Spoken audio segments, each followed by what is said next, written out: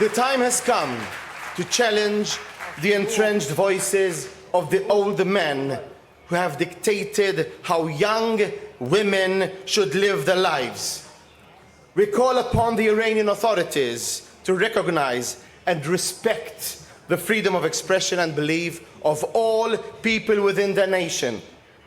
Specifically, we must safeguard the rights of women and girls, ensuring they never fear violence or death simply for refusing to wear a veil against the will. Eksosna l-kap tal-Partit Nazzjonalista Bernard Grech waqt li kien qiegħed jindirizza summit fi Franza bit-tema ta' solidarjetà u sosten għar-reżistenza Iranjana sabiex dan il-pajjiż ikollu Repubblika Demokratika ġdida. Jipparteċipaw f'dan is-summit kien hemm fost oħrajn l-eks Viċi President Amerikan Mike Pence u l-eks Prim Ministru Kanadiż Stephen Harper. Bernard Grech insista li bħala kap tal-Oppożizzjoni Maltija jikkundanna bla riservi l-qtil ta' Masha Amini, iżagħżugħa Iranjana ta' 21 sena li ġiet assassinata mill-Pulizija tal-Moralità Reliġjuża għaliex ma kienx libsa ħiġab. Il-kap tal-Partit Nazzjonalista saħaq li dawn il-miżuri oppressivi huma ta' min jistmerrhom u insista li huwa dmir morali li nagħtu appoġġ lil min qiegħed isofri fis-silenzju. The voices of those suffering under this oppressive rule are too often silenced and ignored, compelling us to fulfill our moral duty to stand firmly behind the major opposition movement, the National Council of Resistance of Iran, and its pivotal organization, the MEK.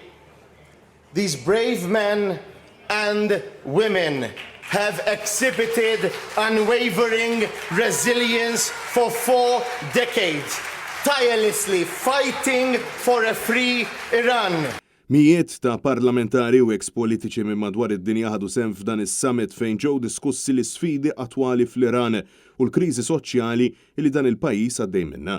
Mena Grech stqarr li l-komunità internazzjonali għandha tingħaqad b'saħħa mal-Iranjani u l-kawża tagħhom bil-għan li verament jittieħdu l-passi neċessarji u jelbu lir-reġim li qed iwettaq reati kriminali kontra l-umanità. Let us seize the moment, not just as a fleeting opportunity, but as a resolute commitment to stand in unbreakable solidarity with the Iranian people. They deserve nothing less than a democratic and secular republic that respects human rights, cherishes freedom, and fosters equality. Bernard Grech esprima solidarjetà wkoll ma' Maryam Rajavi l-mexxejja tal-organizzazzjoni People's Mujahedin of Iran li qed insisti biex twaqqa l-Gvern Iranjan li qed imexxi r-Repubblika Iżlamika. Jakkumpanjaw lill-kap tal-Partit Nazzjonalista kien hemm il-Whip tal-Partit Nazzjonalista Robert Kutajjar flimkien ukoll ma' deputat parlamentari Ivan Bartolò.